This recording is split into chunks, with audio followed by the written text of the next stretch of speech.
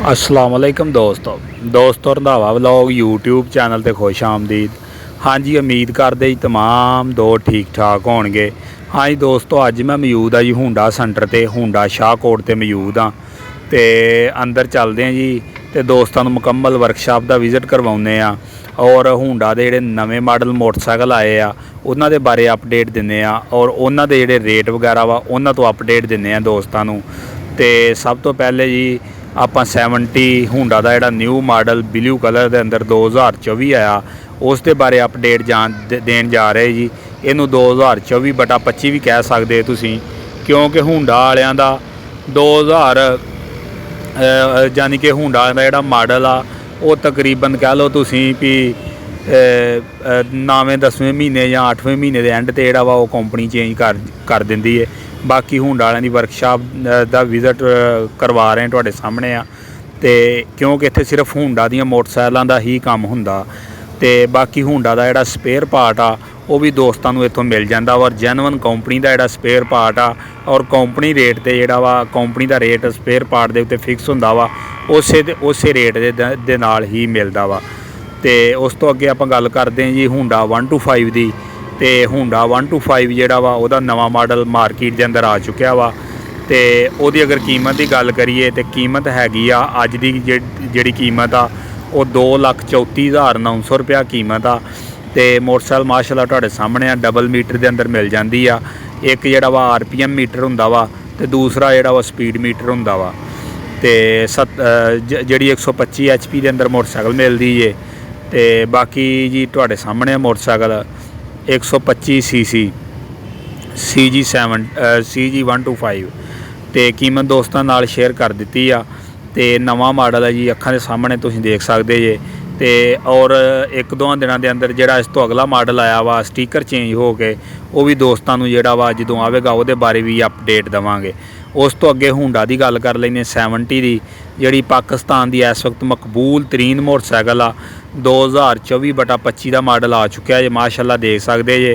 तो स्टीकर जोड़ा चेंज हो चुका वा, ज़बरदस्त और खूबसूरत जोड़ा स्टीकर है इस मोटरसाइकिल का जी। ये अखा सामने दिखा रहे हैं जी 24/25 मॉडल। तो जे इसकी कीमत की गल करिए तो कीमत यदी हैगी है जी 1,58,900 रुपया इसकी कीमत आ। तो ज़बरदस्त और खूबसूरत मोटरसाइकिल जी बनाई गई आ। तो बड़िया चैना दी मोटरसाइकिल आईयां जी। तो हले तक जोड़ा हुंडा की मोटरसाइकिल आ उसका तोड़ नहीं किसी कंपनी के कोल भी। पाकिस्तान की जी नंबर 1 मोटरसाइकिलों के विचों आ वो हुंडा दी मोटरसाइकिल ही ने। तो इस तो अगे चलते हैं जी।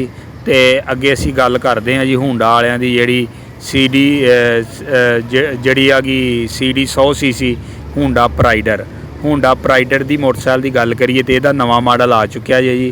तो इसकी मार्केट तो जी बहुत घट आ और बहुत घट लोग लेंदे ने और जिहड़े सीनियर सिटीजन ने सीनियर बंदे ने सियाने बंदे वो ही इस मोटरसाइकिल का इंतखाब करते हैं।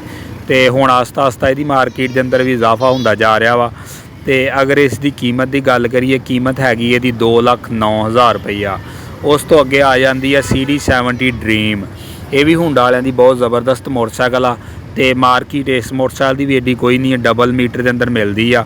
तो इसनूं जिहड़ा लोग इन्ना नहीं पसंद करते।